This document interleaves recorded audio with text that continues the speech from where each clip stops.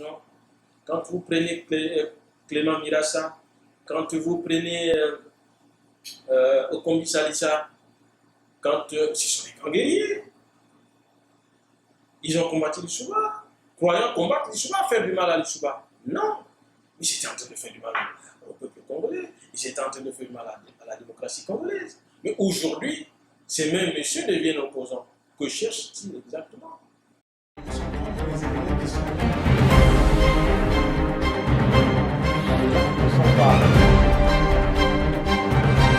Bonjour, bienvenue sur Génération Afrique. Génération Afrique a pour but de changer les mentalités afro-caribéennes et d'informer. Nous sommes dans la rubrique politique au Congo-Brazzaville où nous recevons un représentant du parti politique MCCD, Monsieur Pierre Milimanka Manga. Bonjour monsieur, comment allez-vous aujourd'hui? Madame, bonjour. Très bien. Ça va très bien. Est-ce que vous avez fait un bon voyage? Oh oui, je suis arrivé à Montréal depuis hier. Ah, ok. Position du MCCD par rapport à l'arrestation du général Jean-Marie Michel Mokoko. Bon, la position du MCCD, c'est la position de tout mouvement politique, de l'opposition. D'accord. Le mouvement contre la dictature lutte contre la dictature. Donc, par rapport à sa position, il est solidaire à toute victime de la tyrannie de Brazzaville. Donc, oui, on est choqué qu'un opposant soit arrêté de cette manière-là, soit-il le général Mokoko. D'accord. Là, vous parlez en votre nom, vous parlez au nom du président Bruno Mouenet. Je ne peux pas parler à mon nom, je ne peux parler qu'au nom du mouvement congolais contre la dictature, donc au nom de son président. Ça, c'est la position du mouvement contre la dictature par rapport à ce qui semble être l'actualité du moment. Alors, donc là, on voit que le général Jean-Marie Michel Mokoko, il y a son avocat qui milite fortement pour qu'il puisse reconnaître le comptage des voix. Est-ce que vous pensez qu'avec tout ce brouhaha qu'il y a autour de ce général, il pourrait retrouver sa place initiale de président, comme selon ce qu'il dit, les résultats que l'opposition pense? Bon, c'est une question un peu ambiguë. Pas la question ambiguë, mais votre question elle est juste, elle est claire, mais c'est la position ambiguë de cet avocat est-ce que c'est un avocat qui joue son rôle d'avocat? Est-ce que c'est le conseiller politique de M. Mokoko? Donc lorsque je le suis, ou lorsque nous le suivons, nous sommes un peu confus par rapport à ses déclarations et sa position. Et lorsque nous suivons le général Mokoko lui-même, on ne pense pas que c'est quelqu'un qui a perdu les élections et qui les a gagnées et qui donc les a perdues parce qu'en face il y a un tyran et qui va à tout prix être au pouvoir. Plutôt, on a l'impression de suivre un général qui pleure, un enfant qui a besoin du pain de sa mère. Bon, voilà. Donc, vous y allez un peu fort quand même sur le général. Non, nous n'avions pas suivi les déclarations du général, les déclarations fortes d'un général, d'un candidat, parce qu'il faut enlever un peu le titre du général, c'est un candidat à l'élection présidentielle que nous n'avions pas. Mais vous l'aviez soutenu avant qu'il aille quand même aux élections? Non, nous n'avions soutenu aucun candidat. Nous n'avions pas validé l'élection parce que nous savions d'ailleurs que les dés étaient joués d'avance. Donc on ne voyait pas pourquoi aller à une telle élection parce qu'il y avait d'autres moyens peut-être d'empêcher à ce qu'on en arrive là. Bon, maintenant, venons au résultat de cette élection parce que la situation politique, elle évolue selon le temps. On ne pouvait plus rester de façon statique à la participation ou non à l'élection puisqu'elle a eu lieu. Le peuple en a voté. Est-ce que c'est Mokoko qui en a gagné? Est-ce que c'est Kolela qui en a gagné? Est-ce que c'est le dictateur Sassou Nguesso qui en a gagné? Et là, vous pensez qu'il est trop médiatisé? Nous pensons qu'à tort même qu'il est trop médiatisé. D'accord. Il y a quelqu'un qui fait l'actualité et qui semble être dans les oubliettes. Allez-y, dites. Oui, nous pensons au MCCD que le pasteur Ntoumi, aujourd'hui, si l'opinion nationale et internationale semble avoir eu un accent tout à fait particulier fixé sur la situation du Congo. C'est grâce à l'action du pasteur Ntumi qui n'est pas exposé au grand jour, qui n'est pas compris. Est-ce que c'est par la faute de l'équipe du pasteur? Est-ce que c'est par la mauvaise foi des politiques traditionnelles qui veut toujours jouer à la récupération? Et ça nous indigne quand même. Mais vous pensez pas que le pasteur, le révérend Duncan Ntumi, a déjà plus d'antécédents que le général Mokoko? Excusez-moi, je dis général parce que tout le monde le dit. Antécédents? Le peuple, à un moment, était mitigé. Il y a une part qui apprécie le révérend Ntumi, mais il y a une part qui considère qu'il a quand même œuvré pour mettre le président Denis Sassou Nguesso au pouvoir. C'est ce que j'ai entendu quand je l'ai interviewé plus d'une fois. Mais aussi, le général Jean-Marie Michel Mokoko, d'après son dossier, il a un dossier international à travers l'Union africaine, il arrive.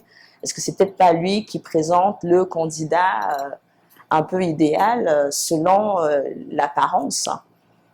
Nous ne rentrons pas dans les profondeurs des dossiers entre les deux personnalités. D'accord. Voilà, donc dire que M. Mokoko est un homme parfait, un homme... Je sais pas ce que je dis selon ce que les gens pensent. Oui, c'est selon. Et ce sont ces gens-là qui vous suivent.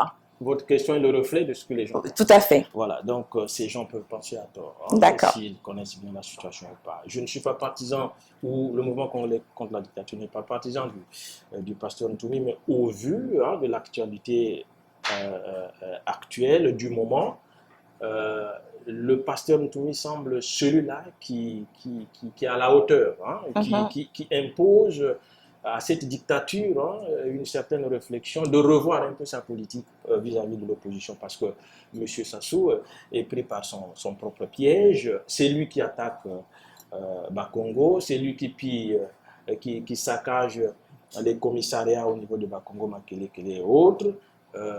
Mais c'est lui qui cherche à arrêter le pasteur Ntumi, qui se retranche chez lui, et il n'arrive pas à mettre la main sur lui. Qu'est-ce qu'il fait? Il envoie les hélicoptères. C'était un désastre quand la dictature bombarde les cibles civiles, non pas les cibles militaires. Ce sont des villages entiers qui sont saccagés, qui sont brûlés. Et là, même ses amis disent non, écoute, tu ne peux pas faire ça parce que aux yeux de la communauté internationale, nous aurions du mal à te défendre. Alors, et c'est là où, laissez-moi madame finir, cette dictature ouvre les négociations avec M. Ntumi. Demande au pasteur Ntumi des négociations que nous pourrions qualifier de secrètes. M. Ntumi dit non, je suis prêt à la négociation, au dialogue avec vous, mais à la seule condition que ce dialogue soit sous l'égide de la communauté internationale, et à la seule condition qu'il soit inclusif, donc que tous les partis politiques congolais soient invités, la société civile soit invitée. Bon, malheureusement, le pouvoir buté par rapport à cette exigence, non, est dans sa logique d'aller de la force. Malheureusement, que l'opposition ou alors d'autres partis politiques cherchent à faire la récupération et oublie M. Ntumi qu'il est vraiment l'acteur principal aujourd'hui. Est-ce que M. Bruno Moïla a été contacté pour entrer dans le gouvernement congolais? Quel gouvernement parlez-vous? Le gouvernement congolais. Non. M. Bruno Moïla, le président du mouvement congolais contre la dictature, est un homme de conviction, de grande conviction. Ma question, c'est juste est-ce qu'il a été contacté? Je ne pense pas qu'il soit. Voilà, c'est là où je voulais en venir, parce que les gens savent que ce n'est pas un monsieur qui peut tolérer une pagaille du genre, donc on ne peut pas en aucun moment essayer de le rapprocher. Non, non, non. Monsieur Bruno Moïla, président du mouvement congolais contre la dictature, n'a jamais été contacté pour participer à un cafouillage quelconque. Est-ce que vous pensez que le dialogue peut emmener à un gouvernement d'union nationale? Ça, ce sont des schémas connus de tout le monde. De quel dialogue parlez-vous? Qui va l'organiser? Comment il sera organisé? Pourtant, le FMI a proposé à Denis Sassou Nguesso, le président actuel, de faire un dialogue avec les oppositions pour pouvoir accorder un crédit. Qui? Christine Lagarde. À ma connaissance, ou à la connaissance du mouvement congolais contre la dictature, cette institution est une institution financière. On ne sait pas, on ne voit pas comment Elle va donc s'ingérer à imposer un dialogue. Maintenant, le dialogue peut se passer, ce n'est pas mauvais dans un pays, hein, et qu'il y ait dialogue. Vous assisterez au dialogue s'il y avait dialogue? Ça dépend des conditions du dialogue, parce que si le pays est dans l'impasse, il faut effectivement que les leaders politiques s'asseyent pour effectivement étudier les modalités de sortie de crise. Maintenant, est-ce que les rapports de force sont favorables à un dialogue aujourd'hui? Nous pensons non. Bon, au mouvement congolais contre la dictature, la position sur cette question n'a pas changé. Je crois que c'est dans les mêmes locaux que vous m'avez reçu, hein, il y a pratiquement plus d'une année. Et on parlait de ce dialogue. Peut-être la différence à l'époque, le dictateur était pas en cours de mandat et aujourd'hui c'est quelqu'un qui est en début de mandat. Donc notre position reste la même. Dialogue, oui. Mais par rapport à quelle base, quelles sont les conditions, s'il y a des dialogues, c'est repartir sur la constitution de 2002 et puis bon, toutes les modalités seront fixées pour qu'on parte à un dialogue apaisé et pour que les Congolais en tirent profit. Alors donc le ministre des Affaires étrangères, Jean-Claude Tongakoso, a été reçu donc par son homologue pour discuter. Il en est sorti que en France, il est sorti de cette réunion totalement satisfait en disant que le gouvernement français reconnaissait le gouvernement congolais.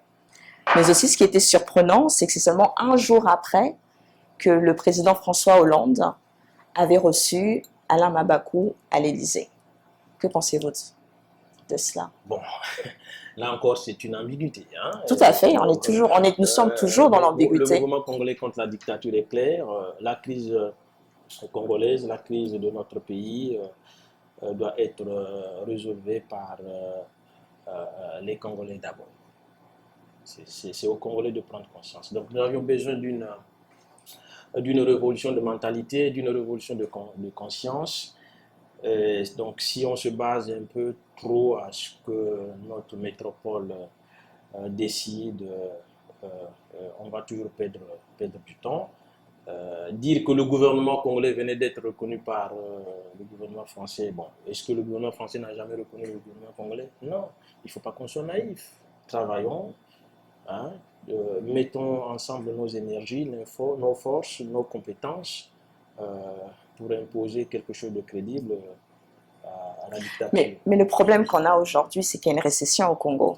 Et cette récession, le fait que le prix du pétrole est baissé, le fait que le Congo n'ait plus de crédit, ça impose quand même aux Congolais de voir ce que la métropole propose. On voit récemment que la première dame, donc Madame Antoinette Sassou Nguesso, a été assignée au tribunal de grande instance aux États-Unis à cause toujours de ces affaires d'argent. Qu'est-ce que le MCCD a comme solution par rapport à cela? Bon, moi, nous pensons que c'est une affaire peut-être privée. Hein. Ça a été dit que c'est une dette d'État. Nous ne pensons pas. Donc, c'est une affaire qui regarde Madame la Présidente. C'est des travaux qui ont été faits pour le Congo. Qui n'est pas une institution, la Présidente de la République. C'est des travaux qui ont été faits pour le Congo et qui n'ont pas été payés. Si le MCCD récupérait le pouvoir, comment réglerez-vous cette dette? Comment résoudre ce problème de récession économique qu'il y a au Congo? Monsieur Bruno Mélé est un économiste. La récession n'est pas due seulement à ces travaux. C'est sûr. Nous avions... Non, le Congo est très mal géré, madame. Le Congo n'est même pas géré en émo. Hein? Donc nous avions... il y a beaucoup de dossiers sur le plan économique et financier à régler. La tâche ne sera pas facile. Mais ce qui est beaucoup plus important pour tous les acteurs aujourd'hui, c'est faire partie de la dictature des affaires. Et toutes ces questions avec ces institutions seront revues. De toutes les façons, chacun aussi doit être responsable de ses engagements. Que ces institutions, que ces entreprises qui signent avec l'État congolais doivent savoir qu'ils sont en train de signer des contrats avec un État voyou. Donc à un moment donné, ils doivent aussi en assumer les conséquences. Ce qui est beaucoup plus important aujourd'hui, ce n'est pas de l'argent qu'on doit verser à Madame Lagarde ou à une institution quelconque, soit-elle, mais plutôt à régler d'abord la situation de l'insécurité au Congo. Il faut que la stabilité revienne au Congo et puis on verra comment relancer l'économie. Alors quelle est votre solution? La solution, c'est que le MCCD est dans le travail après avoir fait un bilan, parce qu'on ne peut pas dire qu'on a réussi. Nous avions lamentalement échoué. Nous avions lutté pour que la Constitution ne soit pas révisée, elle a été révisée. Nous avions essayé de lutter pour qu'il n'y ait pas d'élection, elle a eu lieu. Le dictateur est encore là aux affaires. Et donc ça, c'est déjà un échec crucial pour le mouvement congolais contre la dictature, étant un mouvement responsable. Et donc, a fait le bilan de tout ça et dans le travail, un travail de terrain qu'on sera démontré. Donc, nous travaillons pour que la dictature soit mise hors état de nuire et puis, penser sur le devenir de notre pays. Donc, vous êtes en réflexion? L'étape de la réflexion est passée, nous avions fait la réflexion, mais aujourd'hui, nous sommes dans le travail, c'est un travail du terrain. Alors, on voit que Thierry Mongala a eu plusieurs propos, où il dénonce les marques de l'opposition, par exemple, elle est avec Alain Mabakou, quand il a écrit sa lettre ouverte, on a vu que le ministre Thierry Mongala a réagi assez violemment. En tout cas, on voit plusieurs fois que Thierry Mongala réagit violemment et que votre président Bruno Mouillet est toujours très calme. Est-ce que ce serait une affinité régionale? C'est une attitude responsable. D'accord. Voilà. Monsieur Bruno Mouillet est le président du mouvement congolais contre la dictature. N'est pas là à répondre à un propos ou des propos d'un ministre, soit-il de la région. Non. Monsieur Mongala, que vous citez, était ministre d'un gouvernement tyrannique qui fait son boulot. Il le fait très bien d'ailleurs, ce qu'ils savent faire, au mépris de leur peuple.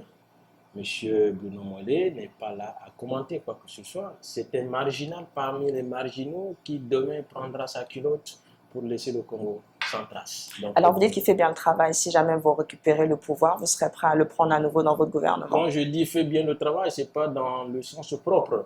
Il fait bien son travail dans tout le mépris du peuple congolais. Parce qu'on ne peut pas comprendre qu'un ministre d'État, il fait partie d'un gouvernement qui prend les hélicoptères qui vont bombarder les localités civiles, des villages entiers sont incendiés. Le monde est en train de voir tout ce qui se passe. Il y a des peuples qui sont opprimés et qu'ils prennent les micros nationaux et internationaux pour dire qui se passe. Que cherchent-ils exactement? Est-ce que sont-ils pour que le Congo change? Non. Ils sont dans le système. Ils ne peuvent pas se mettre devant l'équipe. Ça, c'est l'idée.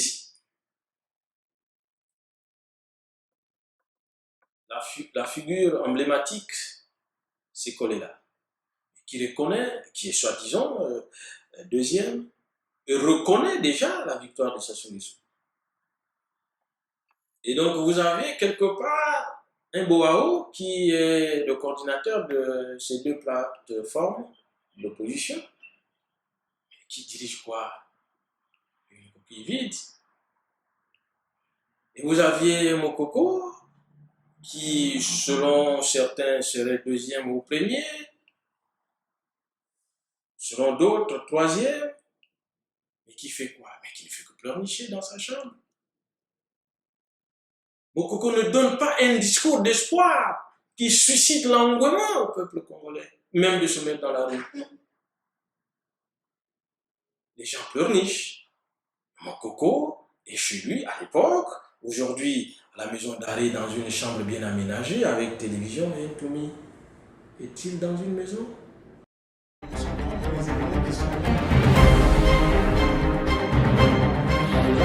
Pas